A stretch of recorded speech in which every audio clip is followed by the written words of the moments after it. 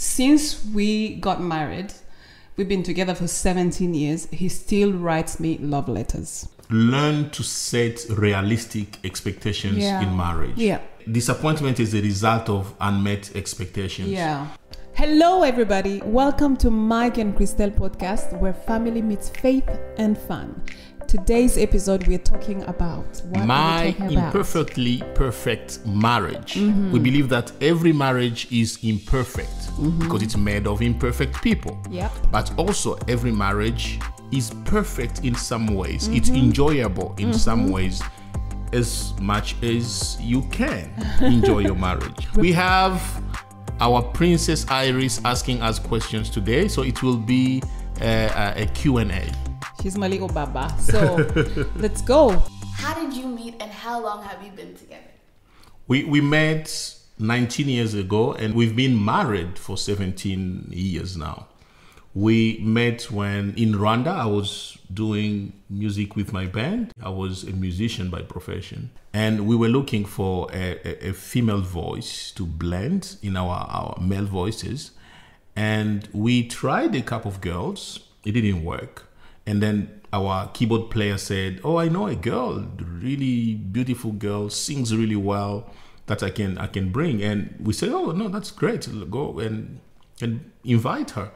And then he found her at uni. She was doing her last year at uni. Yeah, so I was at university, and then someone came and then he told me he knew. So I was part of a band too. So while at university, I was a part of another band. Yes. Which was like we were doing something like a hobby. Singing was a hobby for us. So the person for you it was a hobby. For us it was a profession. Yeah, because I was more focused on school and I was also focused on other things. I was very focused on you. Yes, thank you. No, the person came and told me that these people who are looking for a female voice, they are preparing a concert and they were really looking for a female voice to sing. So you came?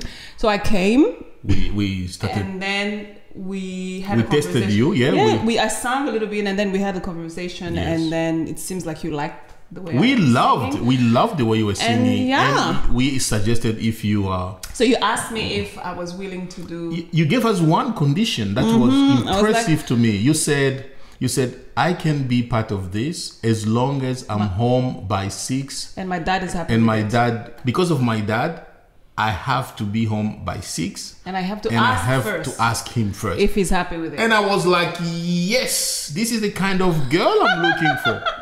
That was impressive. Like when you spoke about your dad and the value you put on your dad, I was like, yeah, this is the girl we were looking for. Yeah. Then you went home, you asked your dad. Spoke to my dad. He was he was happy. He was like, as long as it's not going to affect school, your studies, I'm happy for you to do it. It's fine. And then I came back and told you. My dad said yes, so let's do it. Yeah, and then we started to practice together. But the more we practiced together, we started to realize that we have a lot in common. Yeah, like I started to realize that I liked his vibe. I had a lot beautiful of common. Vibe. I could see that he was focused. He knows what he's doing, but he's also shy, and he's focused also and shy. Like focused and shy.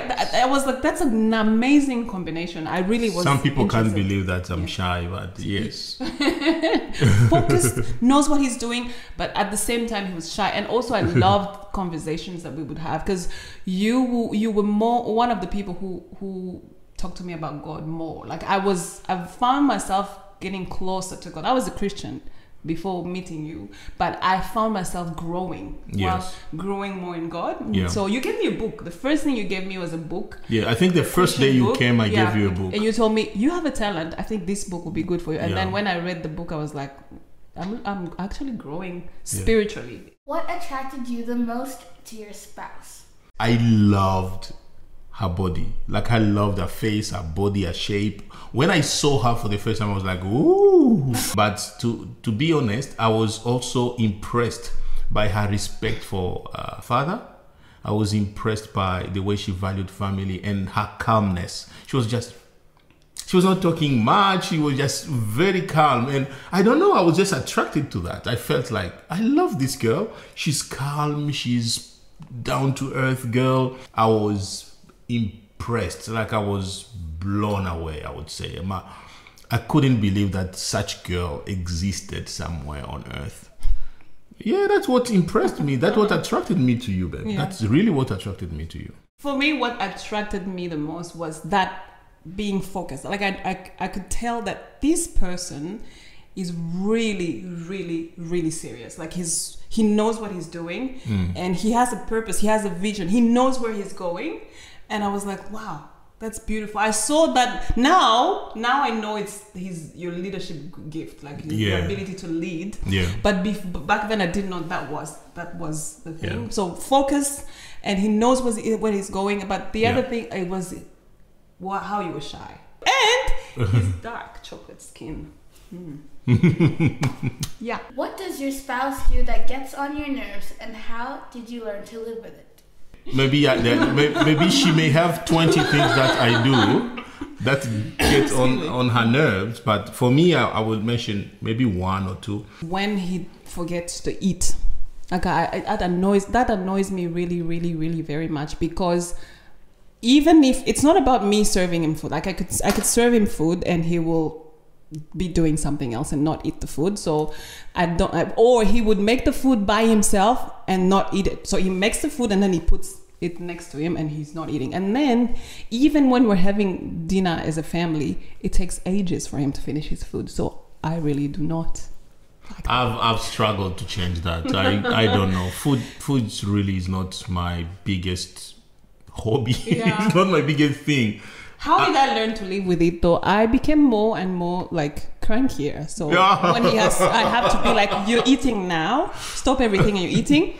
Or I ring him, I'm like, it's lunchtime, you gotta stop everything and have lunch. Yes, you do that. For me, is my wife loves, I don't know if she loves it or she doesn't care about it. She just loves to leave the doors open. Like she leaves the toilet door open. She leaves the bedroom door open. She leaves the car door open. Like she just leaves those open. And at the beginning, I was trying to change her and tell her, would you please close the door? Would you please shut the door? Would you please? And at the end of I decided just to do it. I decided myself, I will be... When you're there. When I'm around, I will shut the door. So if I come home and I see the bedroom door open, the bathroom door open, I know, she was here. And I just close it. That's how I learned to live with it. Just do it. Just as one of the things that annoy you. No. I think there's not many things that annoy me. I don't think there are many things that you do that annoy me. Yeah. But one of the ways, or the way I learned to live with you, is instead of trying to change you, I become that thing that I want you to be. Yeah. So if it's locking the door, if it's closing the door, I begin to shut it myself. So I became what I wanted you to be instead of trying to force you to become what I want you to be. I think for me, I had to learn to force you to eat. Yeah, because that's a life and death. I think I need situation. It. So I was like, "You're gonna eat? That's it. No question." I think I need that. Yeah, I need someone to stand there and say, "Eat," and you've done it. You've done it really well. What was your perspective on marriage before a wedding, and what is your perspective today? I had a very, I would say, radical or unrealistic perspective on marriage when I was young. I thought, I don't know where it came from, because I did not grow up with a father and mother in house. I only grew up with my mom. Yeah. I don't know where this kind of utopia marriage came from. But I thought husband and wife, they eat together, they work together, they exercise together, they shower together, they do everything together. They go to church together, they do everything together. So it's like being married means everywhere you are, you have to be with your spouse. Everything you do, you have to do with your spouse. It was a kind of radical kind of thinking of marriage. Was it wrong? I don't know. It helped me though. It helped me to stick to my wife and try to be with her and do everything together. But it was unrealistic, because in marriage, you're not always together. You don't always do things together. Your wife can be in this office and you are in that office, and I have to. I still have that tendency of always be together with her. But that was my image of marriage before we got married. And after marriage, I started to realize that it's okay sometimes not to be with my wife. And the 4 years that we spent apart when we were waiting for the visa to Australia, that was a blow. That taught me that you can be separated for some time. And that my heart was really broken to not to be with my wife for a week, then a month, then a year. That was hell. I can't wish that for any human being. I really can't. My perspective on marriage was also unrealistic. So I thought marriage was really, really hard. Because I did not grow with the good example of marriage. When I was growing up, marriage wasn't something that I was actually afraid to get married. I was so scared. I was like, oh, this is really bad. But then when I met you and I realized that, it's not about marriage being hard. There's really nothing easy. Nothing is easy, but I think it's the work that you put in. I think if you get the grace to choose well, choose well. And then even when you choose, there's going to be differences. Yes. But learning how to manage that, learning how to sync. I call it sync. It's like a puzzle. Learning how to put those puzzles together so that you can make something beautiful. Yeah. So my perspective today is like, no, that's not true. It's not hard. Yeah. It's not hard because it's not the only thing that's hard. Yeah. Everything is hard. Every relationship requires work. Yeah, there's work involved in everything. Yeah. Some people have made you need marriage. To be willing to work. Some people have mystified marriage as the hardest of relationships, as the one that doesn't really work no matter what you do. Yeah. It's not true. Every relationship requires work. Yeah. Even to live with your siblings, it requires work. Even your own friend, you have to work on it for it to work. Yeah. And marriage is one of those relationships. It's among relationships, and there are guidelines to make a relationship work. There are guidelines to make a marriage work. And I think that's what we've discovered in our marriage, that there are things that you need to do before you get married. Yeah, definitely. There are things you need to look at in a person and in yourself before you get married. Then you go in marriage with realistic expectations. Yeah. What does your spouse do that makes you smile? Just one? Everything. For so many. There's so many things that you do that makes me. I wake up in the morning and I see my wife just waking up and walking in the bedroom, and I smile. Just to see her waking up makes me smile. Genuinely, I tell you, I always tell her, I just feel happy to see you, just to see you walking in the bedroom. Sometimes he's looking at me, I'm thinking, why are you looking at me? Like, what? But I just love it. I just love to see her walking around, and just the way she walks, the way she talks. It's just funny. I find almost everything about her being funny in a romantic way. I really love it. It's really good. And one thing she mentioned about forcing me to eat, that makes me smile, because honestly, I forget eating. I can be working and I will forget to eat. And when she comes and she tries to take this authority like a mother and say, now you have to eat, and I'm like, I laugh because I know what she's trying to achieve. I know she's not looking down on me. I know she loves me. That's why she does it, and I laugh. I end up eating because she says so. She's the boss, but it just makes me smile when she does that. Yeah. Since we got married, we've been together for 17 years. He still writes me love letters, and I love that so much. I have so many letters, and I like when he does that. He just comes up with this. Anything, he would just write me how much he loves me. Yeah. It doesn't get old to my ears, and so that makes me smile. I just like that. Maybe because he writes in my books, he writes in my Bible, he writes in anything that belongs to me, and I just go and open and find a note, and I'm like, oh. Maybe because we are living in a very technology-oriented era, and everything is like write an email, write a text. I find it. I don't use the term sexy much, but I think I find it sexy. I find it romantic to write you something, to write with my hand on a paper or on anything. Yeah, he writes on anything. So he would write.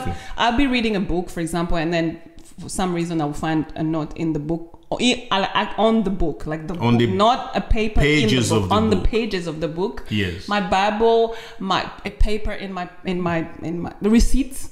Like anything, he will write something. Sometimes I take the cover of a plastic water bottle, and I write on that. I just find it. That's really creative, and I love it. I don't know if it's creative or crazy, but that makes me smile. I just love it. I love to write on anything about my wife and just say how I love her, and it makes life good. It makes me smile too when I do it. What can you advise other couples who may be watching or listening to you on this subject? We would like just couples to learn to set realistic expectations in marriage. Yeah. Disappointment is a result of unmet expectations. Yeah. If you set realistic expectations on yourself, don't try to portray yourself as a superhuman. You are just a human. You don't need to be perfect to be a good wife. Yeah, you have weaknesses and strength. Or a good husband. You have weaknesses and strength. If you understand that, you come in marriage knowing yourself you are a fallible person. You are not perfect. Yeah. You are coming to meet another imperfect person. Set your expectations on that level. Yeah. That it will be two imperfect people trying to live life together. Yeah. That will make your marriage better because you'll set realistic expectations. Your husband will make mistakes, your wife will make mistakes, and try to come together and fix them. If you understand that from the beginning, you're not trying to live this utopian marriage where everything is perfect every day. Realistic expectations is my biggest advice I can give to couples. Okay, we're speaking to married people, but I feel like I need to speak to single people as well.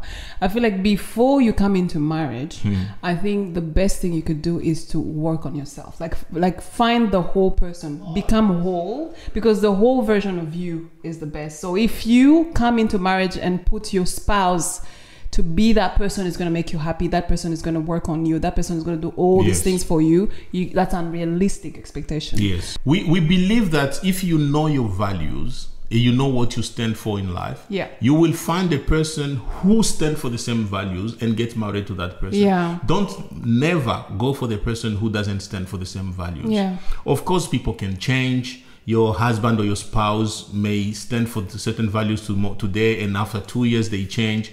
That is unfortunate. It happens in life. Yeah. We are not saying that will never happen. But in most cases, if you find someone who stands for the same values you stand for, there is a bigger chance for your marriage to work if you have the same values. What has your spouse taught you?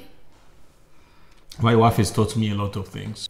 I wanted to compete with my father-in-law. My wife did not set the standard low for me. She came from a relationship with a father who really, really loved her so dearly. So when I met her, I found that relationship there. I wanted to do whatever I can to kind of compete with my father-in-law in loving my wife. I didn't want to tell him that I'm competing with you or being cranky at him. No, I was jealous of the way he loved his daughter. And I wanted to love his daughter more. So I started to prove my wife that I love her more than my father-in-law does. And that helped me grow. Like I went crazy in demonstrating my love for my wife. And I love it because that taught me how to really love. So I would say my father through my father-in-law through my wife taught me how to love a girl. I remember when we had our first child, because I grew up with an amazing dad, and so my mind was like, everybody's amazing. Every dad is amazing. But when we had Chris, our firstborn, my husband never had a dad, so he didn't know how. It's not that he didn't know how to be a dad. He didn't know how to be a dad the way I wanted him to be a dad. Yes. So, but the fact that I could see he was trying everything, my patience grew. And I saw him grow into this amazing father. I think my children, they can't believe that he didn't know how to be a father. No. Before if you tell them, you taught me a lot in that. He's an amazing father for our children. And so my dream was, I pray that my children would have that type of dad that I had, but my children have even more. Like my husband is amazing. Let's just admit that I'm better than my father-in-law. Finally, someone admits that I'm better than my father-in-law.